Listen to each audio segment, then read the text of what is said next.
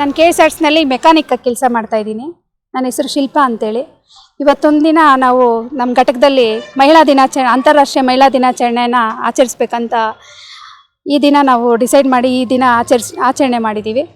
ಈ ಕಾರ್ಯಕ್ರಮಕ್ಕೆ ತುಂಬ ಆದ್ಯತೆಯನ್ನು ನೀಡಿದ್ದ ನಮ್ಮ ವಿಭಾಗೀಯ ನಿಯಂತ್ರಣಾಧಿಕಾರಿಗಳು ಶ್ರೀನಾಥ್ ಸರು ಮತ್ತು ನಮ್ಮ ಘಟಕ ವ್ಯವಸ್ಥಾಪಕರು ಕೂಡ ತುಂಬ ಪ್ರೋತ್ಸಾಹ ಮಾಡಿ ಈ ಕಾರ್ಯಕ್ರಮನ ನೆರವೇರಿಸಲು ಅನುಮತಿ ನೀಡಿದರು. ಆದ್ದರಿಂದ ನಾವು ತುಂಬ ಚೆನ್ನಾಗಿ ಮಹಿಳಾ ದಿನಾಚರಣೆಯನ್ನು ಆಚರಿಸಿದ್ವಿ.